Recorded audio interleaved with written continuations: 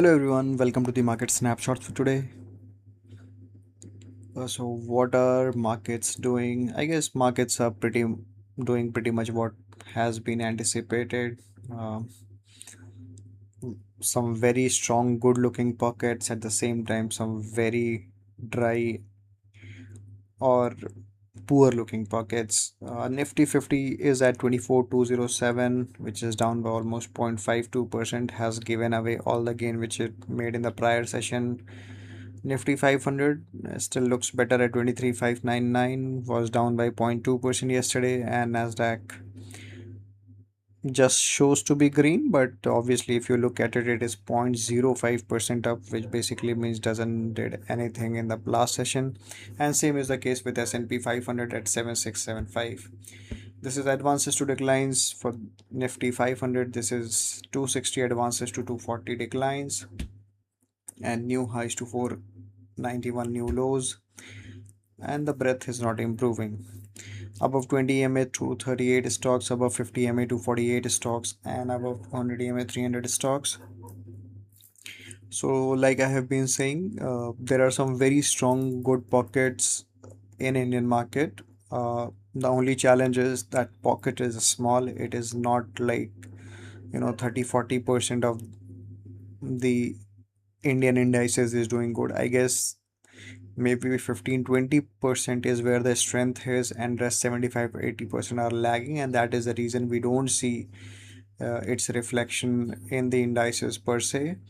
And that's the reason you need to be you'll need to be working hard to gain some returns in this kind of market, because for sure there are a lot of very not lot of there are some very strong good pockets, but at the same time most of it is struggling.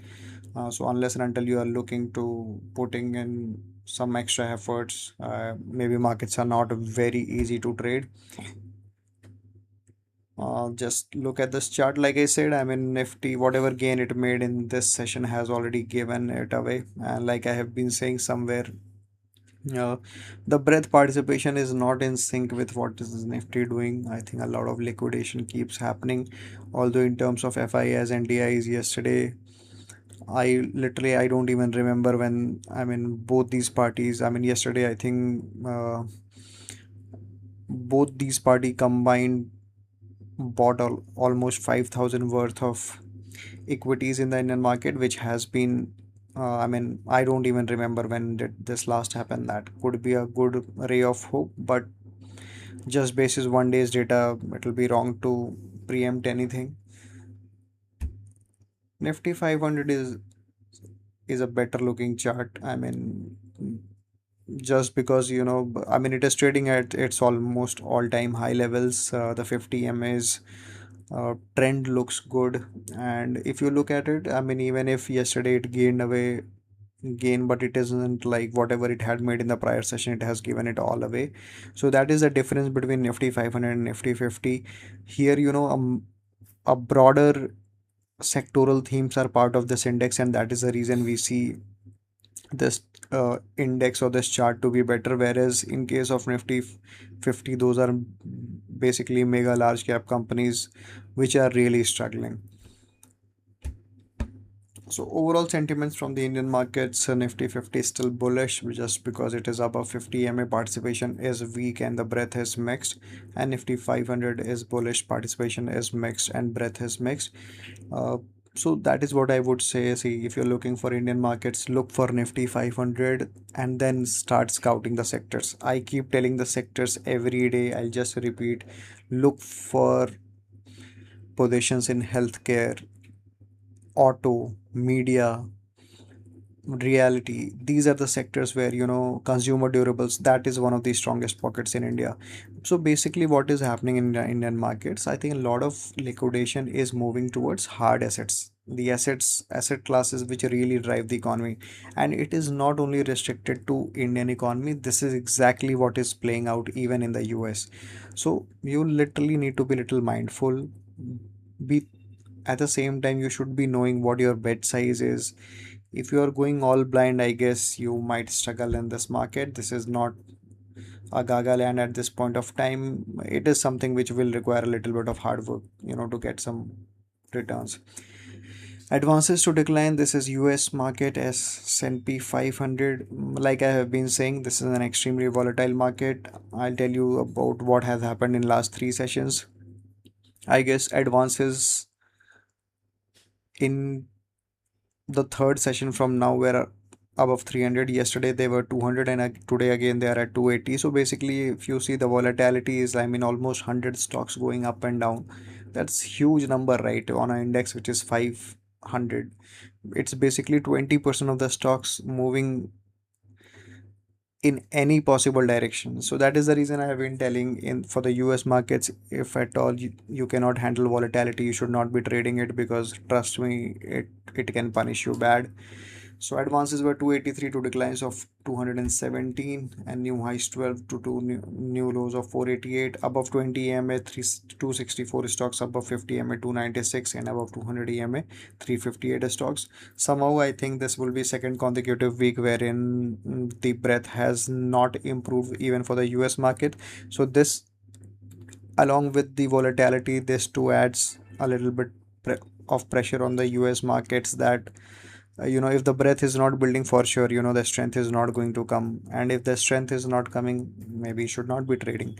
Now the second part of the story, if at all you are someone who really wants to put in some money, there are a lot of very strong pockets here too. It's just that you'll have to scout. If you're planning to trade on a Nasdaq 100, S&P 500, Russell 2000, you might struggle. So how do you scout? I think, again, every week I keep telling, every day I keep repeating, I'll repeat it again here also. If you look at the expanded tech group, doing pretty well. Consumer durables, even in this market, are doing exceptional. Financials are doing very, very good. Healthcare is doing very, very good. It is, so that's what, if you scout on sectors, themes, there are very strong, good looking pockets. But if you're not doing that, I'm sure you'll be struggling. This is the chart for Nasdaq 100. Just tried to reclaim its 50 EMA, but again, nothing very positive, at least from my perspective. And this is S&P 500. This is my best bet in the US markets, very much like India. Here I am bullish on Nifty 500. In this case, it will be S&P 500, but neither I am playing broader index game in Indian market or the US market. It is very sectoral and thematic. Russell 2000 again remains very volatile. My perspective, shouldn't be trading much here. So overall, the sentiments in the US market, Nasdaq as bullish, participation is mixed, and breadth is mixed. Same is the case with S&P 500, and same story with Russell 2000. So if everything is sane, why do I keep saying S&P 500? The reason is simple. The money is not moving towards a very small cap, micro cap kind of segment. The semiconductors, for sure, a lot of profit booking is happening. So here and there you might be seeing, a pullback happening, maybe in semis, but trust me, that is just to hand over the tops to the retailers. It has got nothing, I mean, it will take some time. I'm not saying that it'll become bearish from today. No, that's not the case. It is just that it will take some time to get the momentum. So for me, the best bet remains S&P 500, and this is where I would want to play, and that too very sectoral and thematic. US yields at 4.65. Yields have been rising. That has been a concern, and the same time dollar has also risen a bit, which we would want to fall, because of dollar falling maybe last two couple of weeks. That is the reason we had seen a good momentum in the equities market, but it is again rising. It still looks bearish, so I mean, nothing alarming about it. I mean, I'm sure it will keep falling.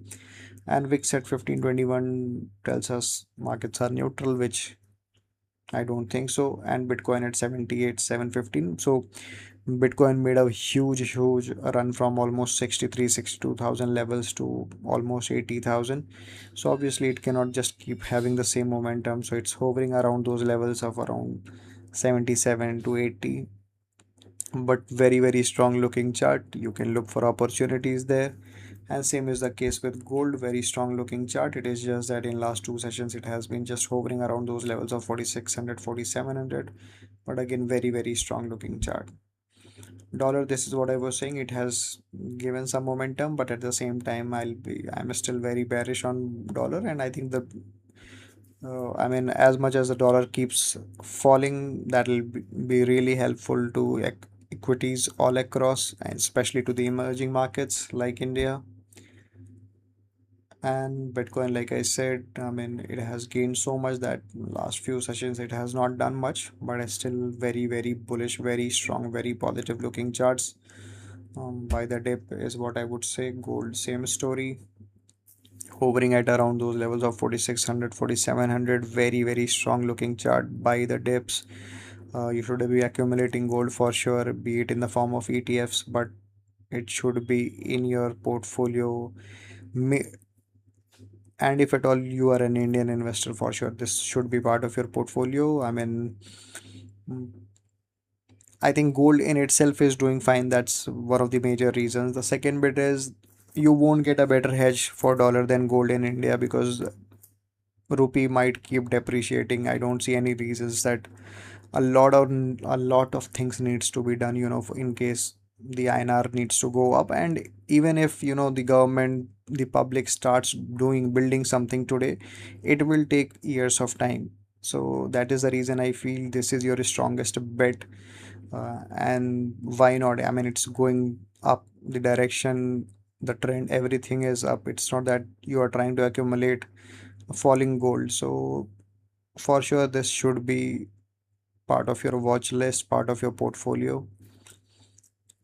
So like I said, I mean, be it in the Indian market or the US markets, if you are scouting, there are very good pockets of strength. Indian markets, uh, I'll say stronger than the US market at this point of time. US markets, if you are a complete newbie, I will say please avoid. It is a very volatile market. It can hurt you. And Bitcoin and gold are giving, I mean, these are buy the dips kind of opportunities. If you are not someone who trades derivatives, look for cash segment, and I think these are very, very good times to accumulate them. So yeah, that's everything from my side. I hope you all found this useful. Thank you so much and have a good one. See you next time.